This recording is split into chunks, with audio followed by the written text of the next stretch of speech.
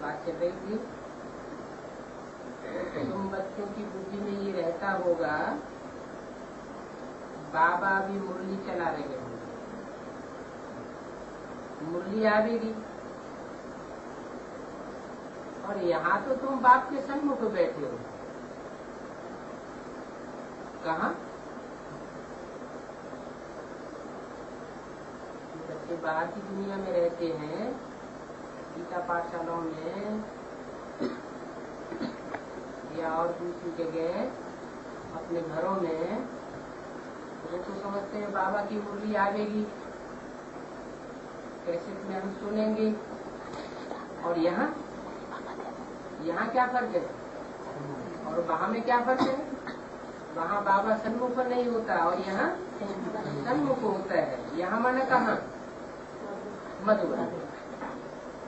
तो यहाँ तो तुम बाप के सन्मुख हो। सन्मुख माना स्थूल मुख के सामने होने से ही सन्मुख होता है क्या? अगर कोई अपने घर में बैठा हो और बुद्धि मधुबन में रखी हुई हो तो सन्मुख है या विमुख है? ये सन्मुख कहा जाएगा।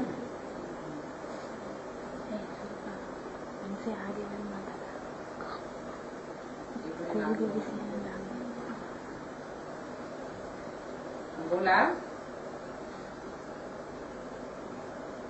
वहाँ तो भाई बैठते हैं, ये रथ भी जरूर याद आएगा।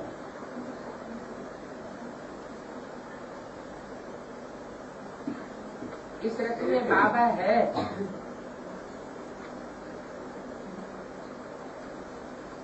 दो आत्माएं हैं।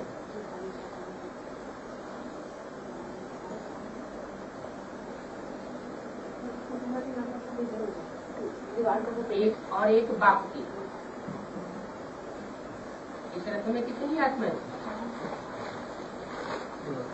2 आत्माएं हैं। एक दादा की आत्मा, दादा किसे कहें? कृष्ण की सोल हुई दादा, और राम की सोल हुई बाप। राम बाप है तो शिव बाप तो है ही है, क्योंकि मुकर्रर रथ है। एक दादा की, एक बाप की आत्मा है। तो इस बात में मुझते होंगे बाबा को कहाँ और कैसे याद करें। कभी जान आती है इस बात में कि बाबा को कहाँ याद करें, कहाँ याद करें? ऊपर परम धाम में याद करें या माउंट आबू में याद करें या कहाँ याद करें? सन्मुख में याद करें। सन्मुख कहाँ है? बताया कि बाप सन्मुख कहाँ होते हैं? मधुबन। जहाँ जहाँ मधुबन बनावेंगे वहाँ वहाँ बाप दादा आवेंगे। अब वो चाहे मिनी मधुबन हो, चाहे महामधुबन हो, और चाहे माउंट आबू वाला एफपी लिस्ट लास्ट में जाकर के जो बनेगा वो ब्राड मधुबन हो, लेकिन हो मधुबन। तो बोला कैसे याद करेंगे? कई बच्चे तो मुझसे होंगे बाप को कहाँ याद करें। तुम बच्चे समझते हो, क्या समझते हो? उनको याद किया जाता है तो उसका स्थान याद आ जाता है। बाबा का स्थान कौन सा है? मधुबन। मुरली कहाँ चलती है? मधुबन। अगर तुमको मालूम हो बाबा मधुबन में नहीं है तो मिलने के लिए कोई नहीं आवेंगे। क्या? अगर ये मालूम पड़ जाए कि बाबा टूर में है तो मधुबन में कोई नहीं आवेंगे। सुनेंगे बाबा बंबई में है,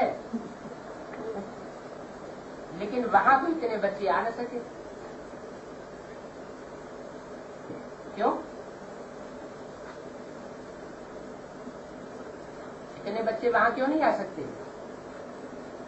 क्योंकि छोटी जगह है तो नहीं आ सकते। यहाँ तो मधुबन है। ये किस समय की वाणी है?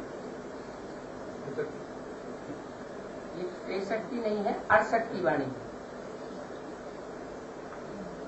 68 में बंबई में कोई बड़ा स्थान नहीं बना था।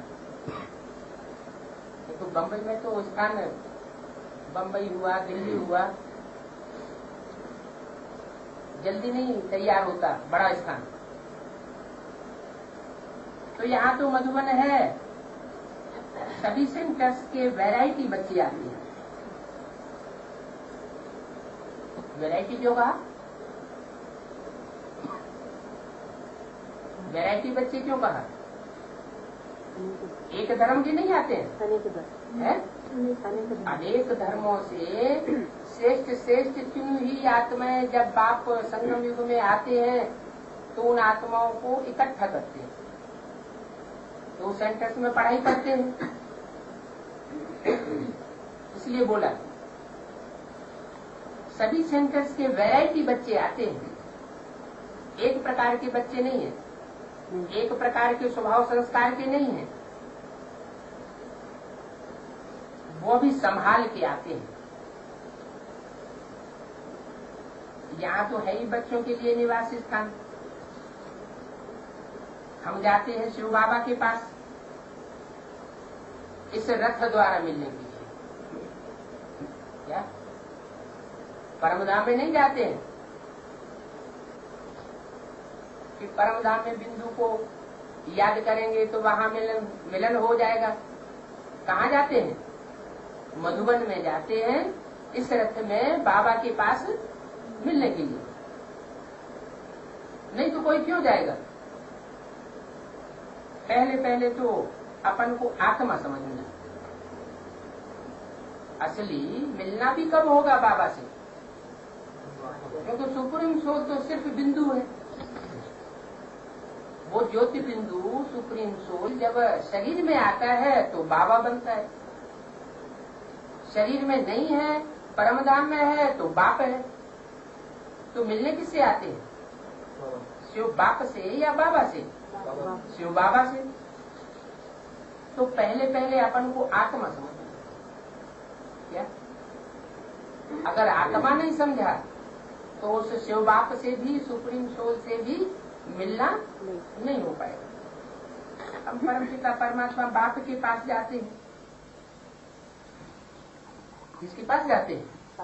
परम पिता परम आत्मा। कैसे पिता के पास जाते हैं? जो सब पिताओं का पिता है, प्रजापिता का भी पिता है। और परमात्मा कैसी आत्मा है? परम। किससे कंट्रास्ट किया? आत्माओं के साथ। परमात्मा का कंट्रास्ट किसके साथ हुआ? आत्माओं के साथ। और परम पिता का कंट्रास्ट किसके साथ हुआ? पिताओं के साथ। तो जो भी मनुष्य आत्माएं हैं उनमें परम पिता तो सुप्रीम सोल हुआ, लेकिन सुप्रीम सोल परम आत्मा नहीं कहेंगे। क्यों? क्यों नहीं कहेंगे? क्योंकि उसकी किसी से भेंट नहीं की जा सकती। आत्मिक रूप में भेंट की जा सकती है। बिंदु बिंदु बिंदु बिंदु सब आत्माएं हैं। उन सब आत्माओं में सबसे पावरफुल ज्योति बिंदु सुप्रीम सोल है, लेकिन वो परम आत्मा नहीं कहा जाएगा। क्योंकि आत्माएं जन्म मरण के चक्र में आती हैं, सुप्रीम सोल तो जन्म मरण के चक्र में आता है। तो जो एक जैसी कैटेगरी की आत्माएं होती है उनके साथ है टैली किया जाता है। तो बताया परम पिता शब्द पहले और परमात्मा शब्द बाद में। जैसे शिव शंकर, तो पहले कौन? शिव पहले, शंकर बाद में। बाप दादा पहले, बाप फिर दादा। बड़ा बाद में और बड़ा पहले और छोटा बाद में। तो बताया परम पिता शिव परमात्मा बाद में। परमात्मा पहले नहीं रखा। ऐसे नहीं कहते परमात्मा परम पिता। क्या कहते हैं? परम पिता परमात्मा। परम पिता परमात्मा भी रथ बिगर तो बात कर न सके। दोनों को चाहिए। परम पिता को भी रथ चाहिए और परमात्मा को भी रथ चाहिए।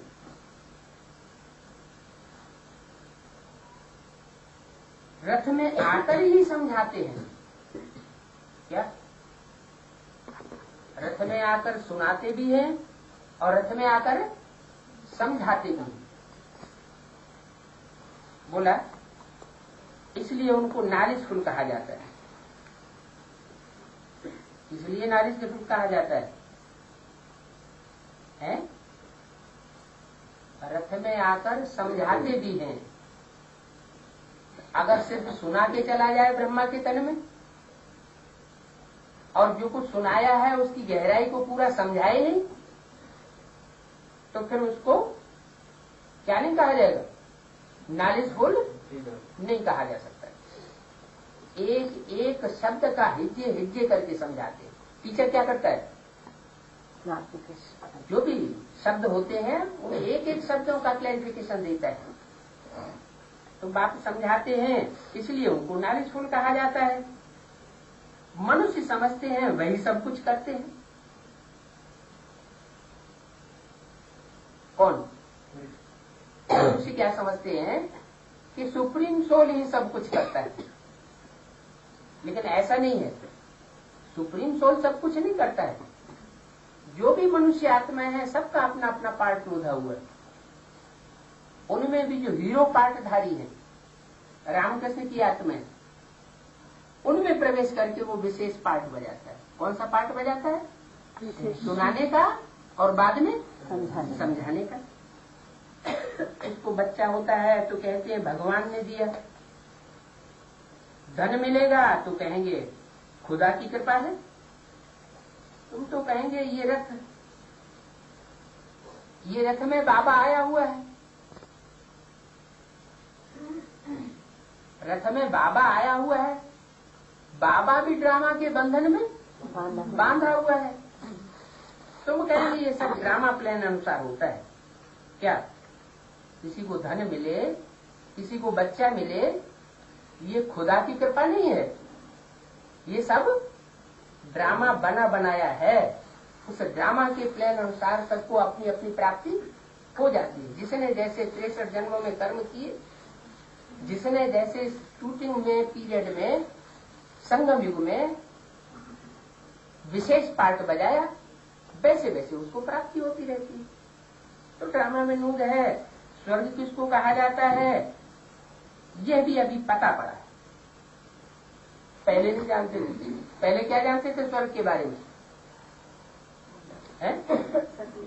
समझते थे स्वर्ग कोई ऊपर है, नरक कोई नीचे पाताल में है। लेकिन अभी जान गए, अभी क्या जाना कि इसी दुनिया में स्वर्ग होता है और इसी दुनिया में नरक होता है। तो स्वर्ग किसको कहा जाता है ये भी अभी पता पड़ा है। मनुष्य तो समझते हैं बहुत दुनियाएं हैं, उन्होंने 14 लोग गिना दिए, नाग लोग, गंधर्व लोग, जाने कौन कौन से लोग, इतने गपोड़े मारते रहते हैं। परंतु लाखों वर्ष की तो बात ही नहीं है।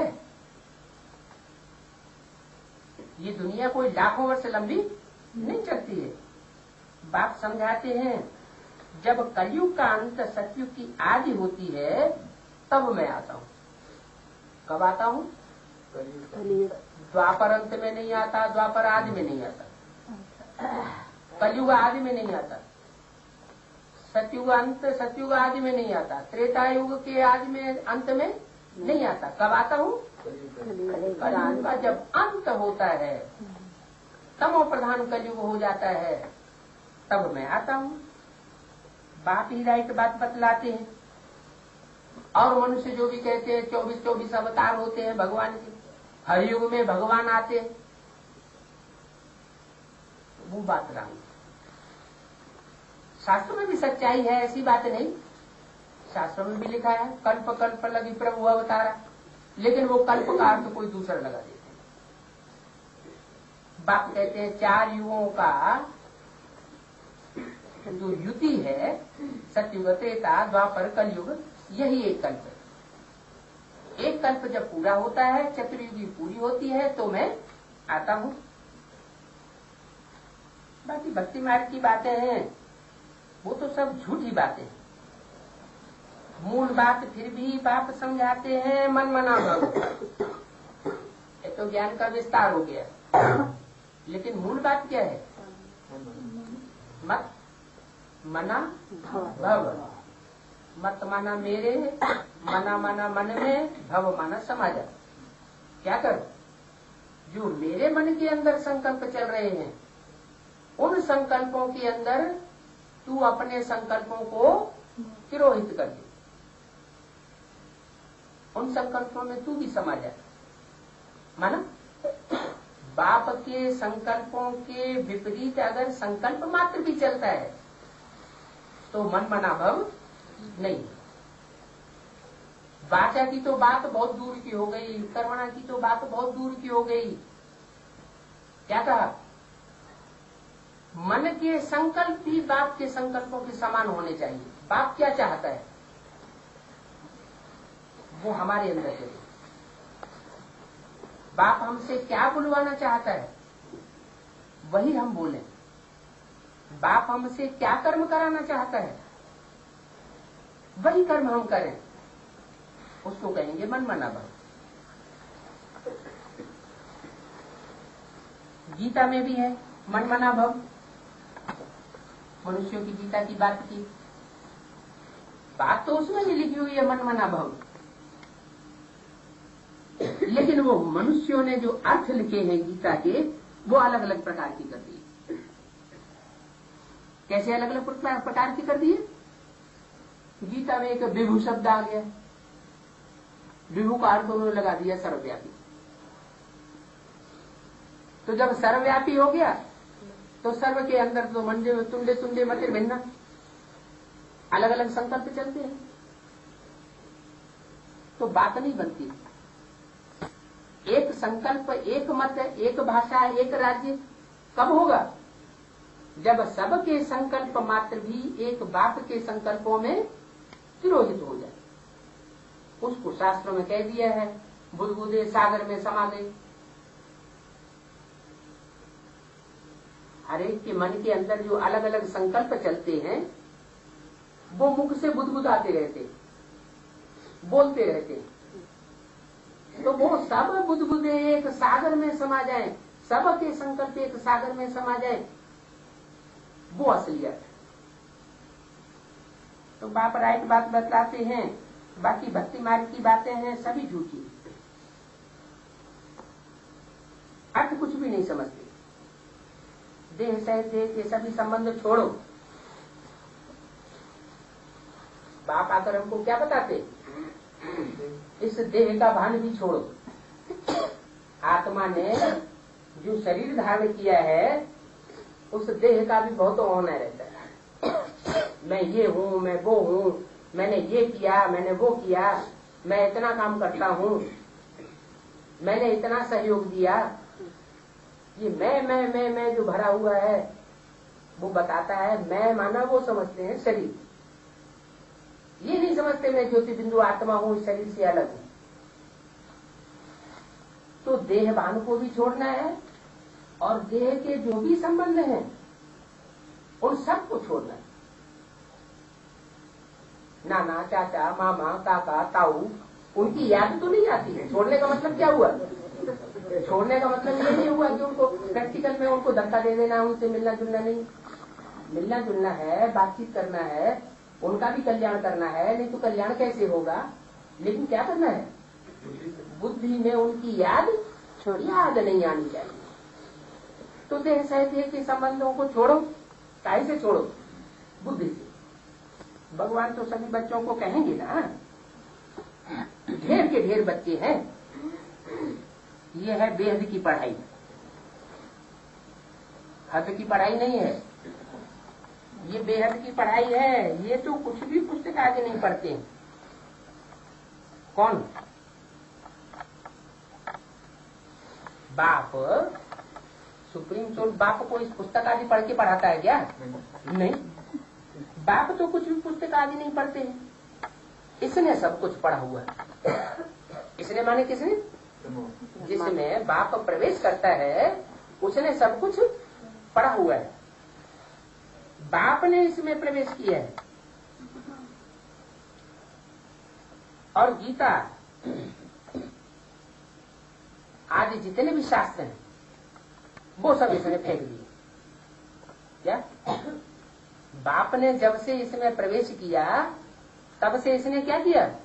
गीता आदि शास्त्रों पर जो पहले श्रद्धा बैठी हुई थी उन सबको उठा के फेंक दिया। क्यों? ऐसे तो लोग जो है समझेंगे तो शास्त्रों की ग्लानि करते हैं, ऋषियों महर्षियों के लिखे हुए शास्त्रों की ग्लानि करते हैं। लेकिन नहीं, गीता में भी लिखा है यावान अर्थोपानेषु। जैसे किसी को सागर मिल जाए तो गड़े गड़ेचियों में स्नान क्यों करेगा? तो ऐसे ही ज्ञान सागर जिसको बाप मिल जाए तो दूसरों की परवाह क्यों करेगा? मनुष्यों के लिखे हुए शास्त्रों की परवाह क्यों करेगा?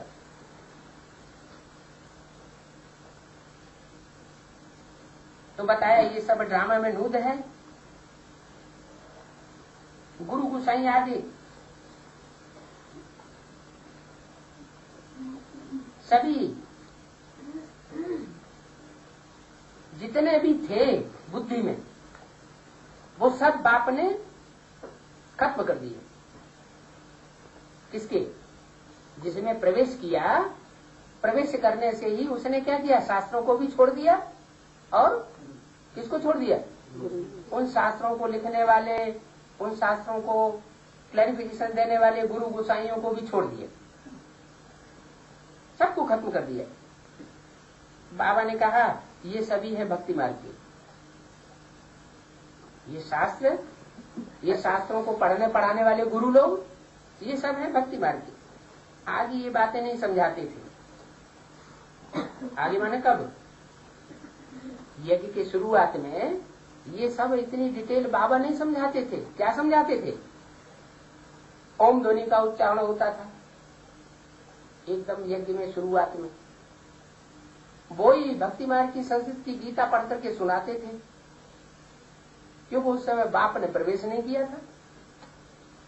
जब बाप ने प्रवेश किया तो गीता शास्त्र आदि सब छोड़ दिए। अभी कहते हैं, तुम कहेंगे पहले क्यों नहीं कहा? ये सब बातें जो अभी कहते हैं वो बातें पहले क्यों नहीं कही? नहीं, ये सभी ड्रामा में नूंद है। आगे चल करके और भी नई नई बातें सुनाते चले जाएंगे। कौन से सन में बोला? 68 में बोला कि आगे चल के और भी नई नई बातें सुनाते चले जाएंगे। 68 में तो शरीर छूट गया। 68 के बाद क्या हुआ? ब्रह्मा बाबा का शरीर छूट गया, तो फिर बातें कैसे सुनावेंगे? इससे क्या साबित हुआ? इससे साबित हुआ कि जरूर शिव बाबा कोई दूसरा तन लेकर के भी वाणी चलाएगा। तो बोला आगे चल करके और भी सुनाते जाएंगे, तुम प्रैक्टिकल में भी देखते रहेंगे। क्या? ऐसे नहीं कोई ऊपर से आवाज आएगी, नहीं। जैसे मुसलमान लोग कहते हैं अल्लाह मियां ने फरमाया, अल्लाह मियां ने वो फरमाया, ये फरमाया, तो क्या आर्श से फरमाया? आसमान से फरमाया? अरे जरूर कोई शरीर में प्रवेश करके फरमाएगा ना। तो बोला तुम प्रैक्टिकल में भी देखते रहेंगे कि बाबा मुरली चला रहे हैं। इन आंखों से तुम बच्चों को देखना है। क्या देखना है? बाबा का मुरली चलाना इन आंखों से तुम बच्चों को देखना है। कब बोला? सन 68 में बोला, जब शरीर छोड़ने वाले थे। उससे पहले ही बोला कि आगे चल के और डिटेल की बातें समझाते रहेंगे। विनाश पुरानी दुनिया का और स्थापना नई दुनिया की, ये सभी तुम प्रैक्टिकल में देखेंगे।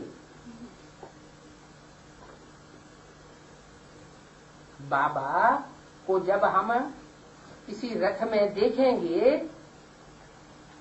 गहरी गहरी बातें सुनाते हुए भी देखेंगे, तो उस समय क्या हो रहा होगा दुनिया में? एक तरफ स्थापना और दूसरी तरफ विनाश। तो ये विनाश और स्थापना की नजारे तुम प्रैक्टिकल में देखेंगे। बाकी हनुमान, सूंड वाला गणेश, ये सभी भक्ति मार्ग की बातें। जो जानवरों के अवतार दिखा दिए हैं, भगवान जानवरों में आएगा समझाने के लिए या मनुष्यों में समझाने के लिए आएगा? जानवर समझते हैं क्या? जानवर थोड़ी समझते हैं। समझाएंगे किसको? जानवरों को समझाएंगे क्या या मनुष्यों को समझाएंगे? मनुष्य। तो बताया, मैं सूंड वाले में और पूंछ वाले हनुमान में नहीं आता हूं। ये हनुमान की बात और गणेश की बात क्यों कर दी? कि जो दूसरे धर्म की कन्वर्ट होने वाली आत्माएं हैं, उनकी बुद्धि में ऐसा बैठ जाता है कि जिनकी बुद्धि में बात की गहराई नहीं बैठ सकती, उनमें भी भगवान आता है। तो हनुमान में, सूंड वाले गणेश में, उनमें नहीं आता हूं। ये सब भक्ति मार्ग की बातें हैं। कितने ढेर चित्र बनाए हैं।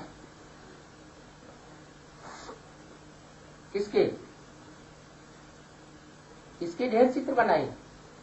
भगवान के कितने नाम और कितने रूप और कितने ढेर चित्र बना दिए। लेकिन भगवान जब मुकर्रर रथ में आता है तो एक चित्र होगा, एक रूप होगा या अनेकों रूप होंगे?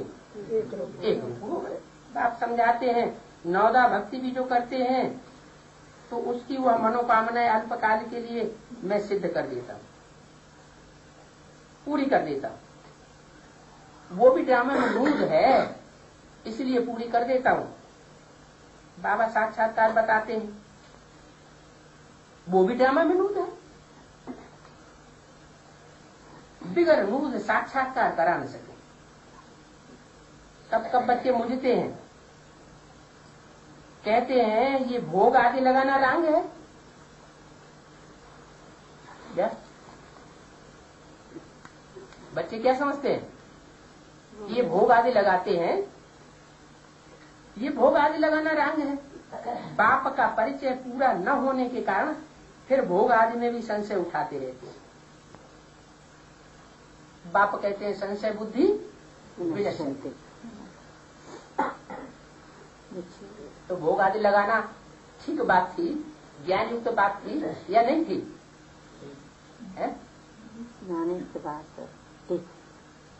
उस समय जिस समय बाप प्रैक्टिकल में बाप का पार्ट नहीं बजा रहा था, समझाने वाले का पार्ट नहीं बजा रहा था, जो खुद समझेगा वही तो समझाएगा। ऐसे समझाने वाले समझू का पार्ट नहीं बजा रहा था, तब तक साक्षात्कार की बात ठीक थी क्या? फिर जब समझाने वाला बाप के रूप में बाप स्वयं टीचर बन करके आ गया तो साक्षात्कार करने कराने की बात खत्म हो जाती। तो जिनको संशय आता था फिर उनको वह उच्च पद मिल न सके। क्या कहा? उस समय बाबा के समय में, दादा लेखराज ब्रह्मा के समय में जिनको साक्षात्कार होते थे, ध्यान में जाती थी और उन बातों को देख करके जो ये कहते थे ये सब झूठी बातें, क्या कहा? उनको ऊंच पद, उनको उसे देनास्ती में ऊंच पद मिल न सके, नर से नारायण बन न सके। अभी की बात है या तब की बात है? ये अभी की बात नहीं है, ये तब की बात है जब ज्ञान का इतना गहरा क्लैरिफिकेशन नहीं मिला था। सिर्फ मुरली सुनाते थे लेकिन मुरली की गहराई को समझाते नहीं थे। उस समय की बात बताई कि उस समय जो ध्यान दीदार साक्षात्कार आदि चलता था उसमें भी बच्चों को विश्वास करना चाहिए था। विनश्यन्ति का अर्थ ये नहीं कि विनाश हो जावेंगे, कोई मर जावेंगे, नहीं। विनश्यते का अर्थ है उनका पद नीचा हो जाएगा, पद का विनाश हो जाएगा। बाकी एम ऑब्जेक्ट का जो पद है वो नहीं मिल सकता। क्या है एम ऑब्जेक्ट? नर से नारायण और नारी से लक्ष्मी जैसा बनना। तो अगर उस समय जिन्होंने साक्षात्कार ध्यान दीदार में अविश्वास किया, अनिश्चय पैदा कर लिया, संशय लाए, तो वो ऊंच पद नहीं पा सकते, माना लक्ष्मी नारायण नहीं बन सकते या लक्ष्मी नारायण जैसे भी नहीं बन सकते। बोला अनेक प्रकार के संशय आते हैं। अभी इसमें संशय लाने की तो दरकार भी नहीं। किसमें? ये शुरुआत से लेकर के अब तक जो भी ज्ञान चला है उसमें संशय लाने की जो दरकार है ही नहीं। और कुछ भी नहीं समझते हो, बात में तो संशय नहीं आना चाहिए। ढेर बातें न भी समझ में आए, बात में तो संशय नहीं आना चाहिए। पूछते हैं ये बात कैसे हो सकती है? जिनको संशय आता है वो क्या करते हैं? वो पूछते हैं ये बात कैसे हो सकती है? अरे भगवान वाच है ना, जब भगवान बोल रहा है तो बात को संभव कैसे नहीं हो सकती है? भगवान तो जो कुछ बोलेगा वो हर बात संभव होनी है। भगवान की तो कोई बोली हुई बात ऐसी है नहीं जो असंभव हो जाए। मधुबन में डायरेक्ट बाप के आगे, बाप के पास आए हूं, उनके आगे भोग आदि लगाते हैं, उसमें संशय की तो बात ही नहीं। क्या कहा? किस समय की बात बताई? अभी की बात नहीं। क्या सन 76 के बाद की बात नहीं है। कब की बात है?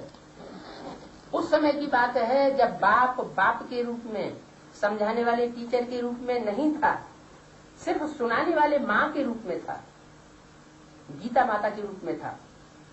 उस समय की बात बताई कि बाप के पास आए हो, उनके आगे भोग आदि लगाते हैं, उसमें संशय की तो बात नहीं। बाबा ने समझाया ये कोई ज्ञान योग नहीं है। क्या कहा? बाबा ने समझाया है, किस समय समझाया? 68 में, कि यह कोई ज्ञान योग नहीं है। क्या? भोग ध्यान दीदार ये कोई ज्ञान योग नहीं है। इन बातों में संशय में मत जाओ। अगर कोई भोग लगाते हैं, ध्यान में जाते हैं, साक्षात्कार करते हैं, तो उनमें तुम संशय में मत जाओ। क्यों नहीं जाओ संशय में? क्योंकि उस समय समझाने वाले ने पूरी बात समझाई नहीं थी, और जिनको पूरी बात समझ में नहीं आती है तो उन बच्चों को उठाने के लिए साक्षात्कार ध्यान दीदार कराए जाते थे। तो संशय में मत जाओ, योग से ही विकर्म विनाश होंगे।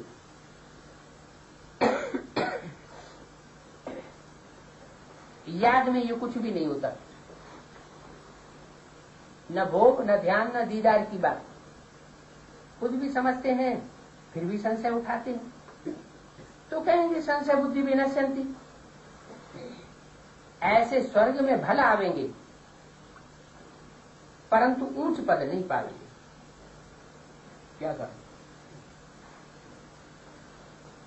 उस समय जिनको संशय आता था उनके लिए बताया वो ऊंच पद नहीं पा सकते। किस बात में संशय आता था? भोग ध्यान दीदार की बातों में जिनको संशय आता था, बाबा ने कहा वो ऊंचे पद नहीं पा सकते। तुम तो हाथ उठाते हो, बाबा हम नर से नारायण बनेंगे। आगे कथा भी सत्यनारायण की सुनते थे। इसकी कथा सुनाई जाती थी, सत्यनारायण की कथा घर घर में होती थी। वो सब था भक्ति मार्ग। क्यों? क्योंकि जो कथा सुनाते थे, सुनते थे, उस कथा में सत्यनारायण की तो कोई बात है, जीवन कहानी होती नहीं थी। जीवन कहानी किसकी होती थी? लकड़हारा की जीवन कहानी, लीलावती की जीवन कहानी, कलावती की जीवन कहानी। सत्यनारायण की उसमें जीवन कहानी नहीं होती। तो जब सत्यनारायण की जीवन कहानी नहीं, तो सत्यनारायण की कथा किस बात की हुई? तो अंधश्रद्धा हो गई ना। तो कथा भी सत्यनारायण की सुनते थे। ये है सब भक्ति मार्ग की अंधश्रद्धा की बात है। अभी तुम्हारा है ज्ञान मार्ग। क्या ज्ञान माना? समझ, समझना और दूसरों को समझाना। अंधश्रद्धा की बात नहीं है। कोई भी बात में संशय आता है तो पूछना चाहिए। ऐसे नहीं क्लास में चुपचाप बैठे रहना है। कोई बात समझ में नहीं आती है तो क्या करना चाहिए? पूछना चाहिए। ये कौन कहता है? ये बात बाप समझाते हैं कि क्लास में मुंह बंद करने की बात नहीं है। क्लास में अगर कोई बात समझ में नहीं आती है तो स्टूडेंट्स को क्या करना चाहिए? पूछना चाहिए। तथाकथित ब्रह्मा कुमार कुमारियां क्या कहेंगे? क्लास में डिस्टर्ब नहीं करना, बाद में पूछना। बाप कहते हैं पूछना चाहिए, वो कहेंगे नहीं बीच में नहीं पूछना, ये सभा लगी हुई है। तो बाप सभी कुछ बातें समझाते रहते हैं। जो कुछ चलता है ड्रामा। तुम और किसको नहीं देखो, कोई क्या करता है। क्या तुम और किसको नहीं देखो, सिर पर पापों का बोझा बहुत है, इसलिए तुम पर चिंतन मत करो कि कोई क्या करता है, क्या कहता है। पहले तो वो खलास करो, जो पापों का बोझा है उसको खलास करो, बाप को याद करो तो पाप भस्म हो जाएंगे। बाकी और बातों में संशय बुद्धि होकर के धक्का खाते रहेंगे। अगर दूसरी बातों में जाएंगे, सुनी सुनाई बातों पर विश्वास करते रहेंगे दूसरों के देखते रहेंगे, परचिंतन करते रहेंगे, तो संशय बुद्धि हो जाएंगे और फिर धक्का खाते रहेंगे। 5, 7, 68 की वाणी का चौथा तो कुछ भी फायदा नहीं होगा। धक्के खाने से कुछ भी फायदा। धक्का खाने का मतलब क्या हुआ? एक के ऊपर से बुद्धि हटा करके, एक के ऊपर से आस्था हटा करके अनेकों के पास जाते रहना। फिर वो याद की यात्रा उड़ जाती है। अनेकों के पास धक्के खाने से याद की यात्रा में वो पावर नहीं रहती, क्योंकि व्यभिचारी याद हो जाती है। बाप को कायदे से याद नहीं करने से संशय बुद्धि होकर के फिर इधर उधर भटकते रहेंगे। कायदे से याद का मतलब क्या हुआ? एक की याद आनी चाहिए, एक के अलावा कोई दूसरे की याद इस तरह बुद्धि में नहीं आनी चाहिए कि हम दूसरे से भी बात का समाधान करें, कोई दूसरा हमको समाधान दे देगा। नहीं, एक बाप दूसरा नहीं। और तो सब है भटकाने वाले, और एक है ठिकाने लगाने वाला। आज यहाँ एक बात करेंगे, बाहर में फिर जाकर के दूसरी बात जाकर कहेंगे। डिससर्विस बहुत ही सत्यानाश कर देती है। अभी अभी निश्चय बुद्धि और अभी अभी संशय बुद्धि हो जाती है। भक्ति वाले मनुष्य बहुत भटकाते हैं। भगवान थोड़े ही आ सकता है। क्या कहते हैं? जिनकी बुद्धि में खुद नहीं बैठता तो क्या कहते हैं? अरे अभी भगवान थोड़ी ही आ सकता है, ये तो सभी गपोड़े हैं। बाप कहते हैं थोड़ा भी संशय आया तो बाहर जाकर के उल्टा सुल्टा बोलते रहेंगे, बताते रहेंगे। सारी की हुई कमाई चट्ट हो जाती है। कब? अगर बाप के ऊपर एक बार निश्चय किया और निश्चय करने के बाद बाहर की दुनिया में जाकर के ग्लानि की, तो सारा किया हुआ पुरुषार्थ सारा खलास हो जाएगा। क्योंकि उस तरफ है माया। उस तरफ माने किस तरफ? बाहर की दुनिया में माया ही माया है। तो माया डिससर्विस बहुत कराती है। एकदम थप्पड़ लगाई देती है जोर से। ऐसे बहुत आते हैं, फिर जाकर के क्या क्या करते रहते हैं, क्या क्या बोलते रहते हैं। कोई तो अच्छी रीति समझते हैं, बरोबर ये तो बाप पढ़ाते हैं। कोई का तो संशय टूट जाता है और कोई की सत्यानाश हो जाती है। दूसरों का भी सत्यानाश तो अपनी भी सत्यानाश कर देते हैं। थोड़ी थोड़ी बातों में संशय बुद्धि बन जाते हैं। संशय बुद्धि हुआ तो एकदम माया के हाथ में आ जाते हैं। क्या कहा? माया के पाले में कब जाते हैं? संशय बुद्धि। जब संशय बुद्धि होते हैं तो एकदम माया के हाथ में चले जाते हैं। फिर माया भी अच्छी रीत बाप से बेमुख कराती रहती है। माया फिर क्या करती है? बाप से विमुख। अच्छी रीत विमुख कराती है। विमुख का मतलब क्या हुआ? माना विपरीत, मुख माना मुख, माना मुख भगवान की तरफ से दूसरी तरफ मोड़ देती। विपरीत बुद्धि, भगवान की तरफ मुख भी नहीं करेंगे। जैसे रावण और सीता का खिलौना दिखाते हैं। क्या दिखाते हैं उसमें? रावण सीता के सामने जाता था तो सीता क्या कर देती थी? उसकी तरफ पीठ कर देती थी, मुंह घुमा देती थी। तो यहाँ फिर जिनको संशय बुद्धि हो जाते हैं वो क्या करते हैं? बाप से विमुख हो जाते हैं। बाप की तरफ पीठ कर देते हैं और माया रावण की तरफ मुंह कर देते। तो माया भी अच्छी तरह फटकाती रहती है, बाप से अच्छी तरह बेमुख कर देती है। उनको फिर बाप याद आ न सके। किनको? जो माया के सन्मुख हो जाते हैं, बाप से विपरीत बुद्धि हो जाते हैं, उनको फिर बाप की याद नहीं आ सकती। मुर्दे के मुर्दे बने रह जाते, पतित के पतित ही रहेंगे। ऐसे फिर क्या पद पावेंगे? क्या? संशय बुद्धि जाकर के नौकर जाकर बनते रहेंगे।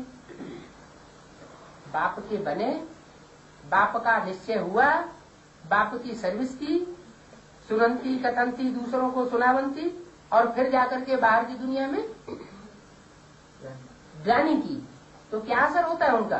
जन्म जन्मांतर नौकर चाकर बनते हैं। जो ऐसे बेमुख होते हैं उनका फिर ये हाल होता है। बल ज्ञान सुना है तो आने, जब सुना हुआ ज्ञान है उसका विनाश तो नहीं होगा,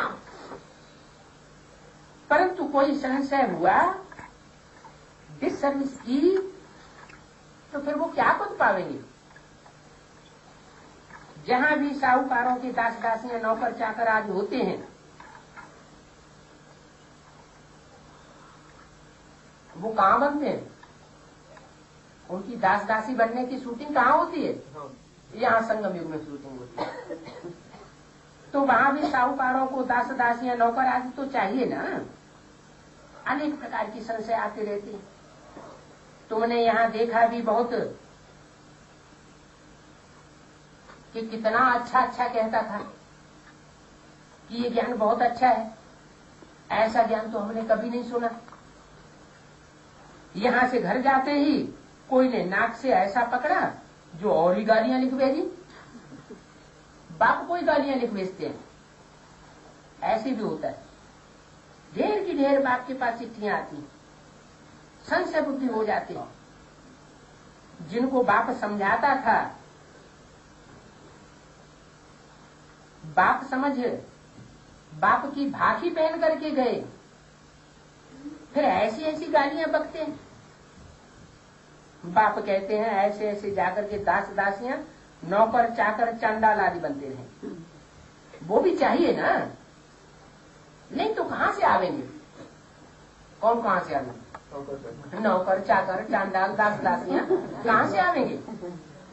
इसलिए गायन है संशय बुद्धि विनश्यति।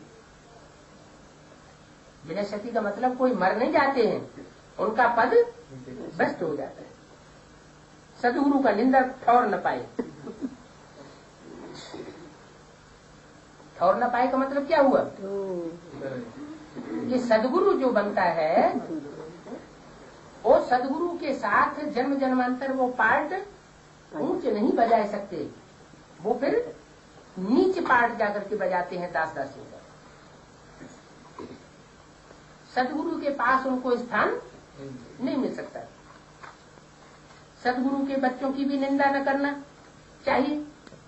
अरे सदगुरु को तो छोड़ो, सदगुरु के पास जो बैठने वाले बच्चे हैं उन बच्चों की भी कभी निंदा नहीं करनी चाहिए।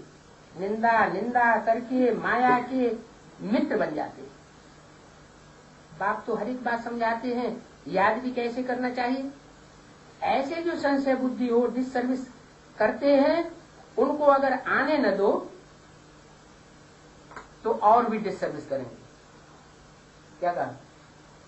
जो एक बार संशय बुद्धि हो जाते हैं, बाहर जाके डिसर्विस करते हैं, अगर उनको आने के लिए मना करेंगे तो क्या करेंगे?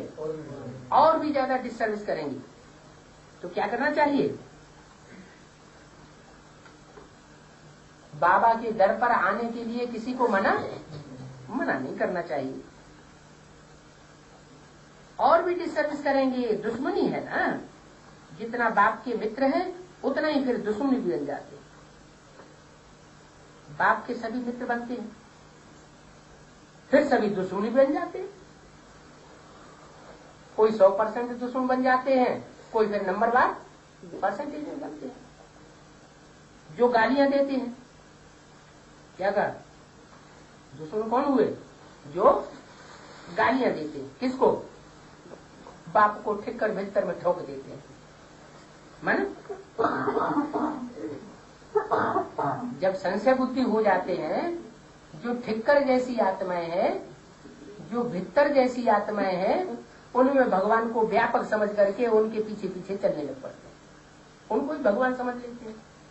ठिक्कर माना जो मिट्टी के ढेले के समान होते हैं। मिट्टी का ढेला, उसमें ठोकर लगे थोड़ी सी माया की तो क्या होता है? टूट जाता है। भीतर भीत की तरह जो ज्ञान के रास्ते में विघ्न बन करके खड़े हो जाते हैं, न खुद आगे बढ़ते हैं, न दूसरों को आगे बढ़ने देते हैं।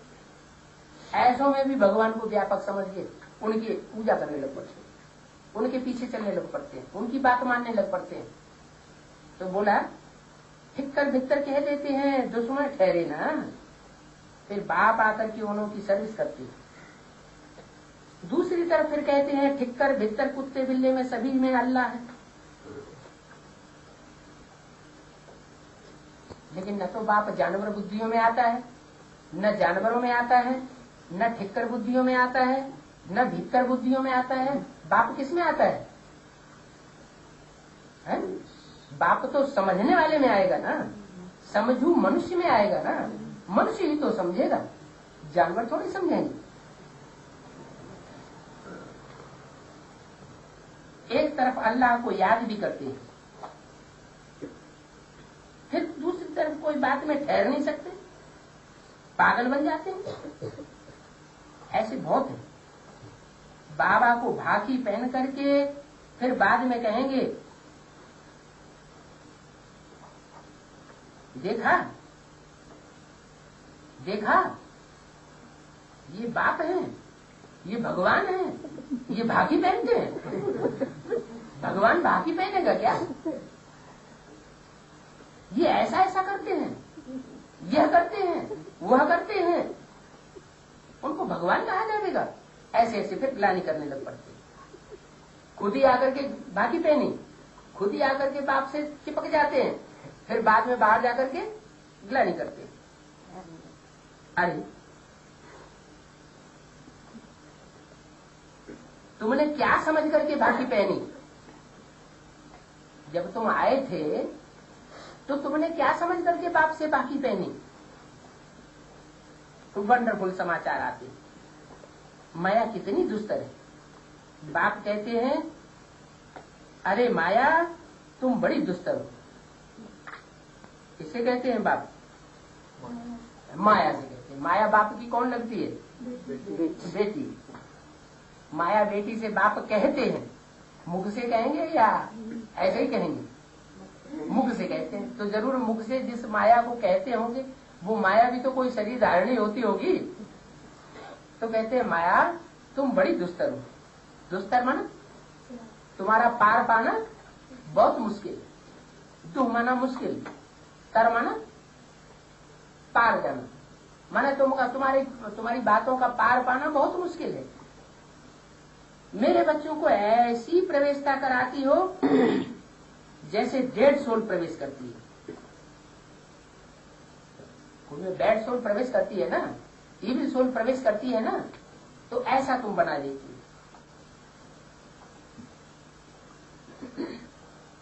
तुमको माया ने पाप आत्मा बनाया है ना, एकदम सत्यानाश हो जाती है। तुमको वहां चांडाल आदि सभी चाहिए ना, तो ऐसे वो पद जाकर के पाते हैं। बाप से या तो इतना ऊंच पद पाते हैं या फिर एकदम नीच बन जाते हैं। निश्चय बुद्धि हुए तो ऊंच पद पाते हैं और संशय बुद्धि हुए तो नीच पद पा देते हैं। सफाई आदि करने वाले वो भी तो चाहिए ना। कहा जब बच्चे राजा बनते हैं, निश्चय बुद्धि बनते हैं, तो राजा बनते हैं और राजाओं को फिर सफाई करने वाले भी चाहिए, दास दासी भी चाहिए। राजा में तो सभी चाहिए ना। बस बाप के बच्चे बनते हैं कौन? जो दास दासी बनते हैं भले बाप के बच्चे बनते हैं, साथ में रहते हैं। बच्चे भी बनते हैं, बाप के साथ भी रहते हैं।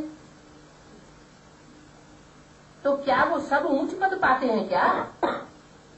जितने भी बाप के साथ रहने वाले हैं सब ऊंच पद पाते हैं क्या? पाते हैं? नहीं। अगर बाप के निश्चय करते करते अनिश्चय बुद्धि हो गए, माया की गोद में चले गए, तो फिर क्या हाल होता है? ग्लानि करने लग पड़ते हैं बाहर जाकर के, और ग्लानि करते हैं तो दास दासी बन जाते, नीच पद हो जाता है। साथ में रहने वाले दास दासियां चांडाल आदि बन पड़ते हैं। जब तुमको राजाई चाहिए तो राजाई में संभाल करने वाले भी तो चाहिए ना। ज्ञान तो पूरा उठाते नहीं। अभी तुम सन्मुख सुन रहे हो, कैसे सुन रहे हो? सन्मुख। विमुख होकर नहीं सुन रहे हो। कैसे सुन रहे हो? सन्मुख। सन्मुख होकर सुन रहे हो। दूसरे भी फिर मुरली सुनेंगे।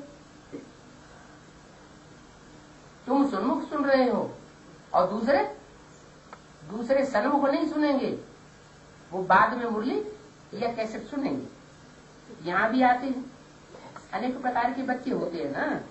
कोई तो असुर यहाँ अमृत पी करके फिर जा करके बाहर कितना तंग करते हैं, कितने बड़े बड़े असुर बन जाते हैं।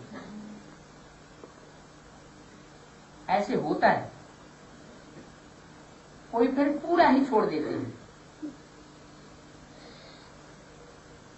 कोई निंदा आदि भी नहीं करते।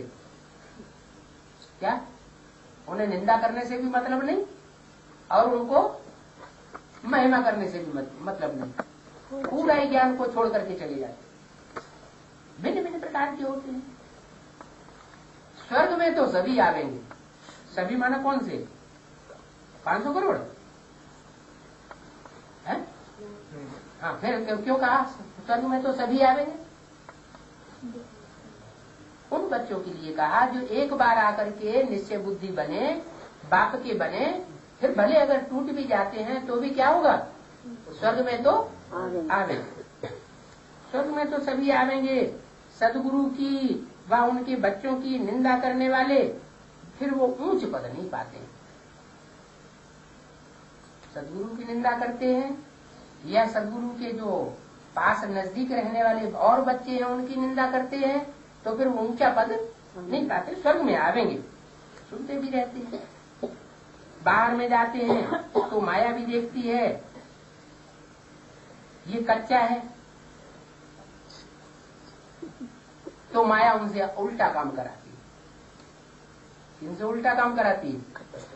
जो ज्ञान में कच्चे होते हैं उनसे फिर उल्टा काम कराती है। इसलिए बाप को कौन से बच्चे प्रिय हैं? जो कच्चे हैं ज्ञान में वो प्रिय नहीं है। क्या कौन प्रिय है? जो पक्के हैं, निश्चय बुद्धि हैं, अटल रहते हैं। निश्चय उनका ज्यादा ऊपर नीचे नहीं होता, एक रस रहते हैं, वो बच्चे बाप को विशेष प्रिय है। माया बहुत उल्टा काम करा देती है।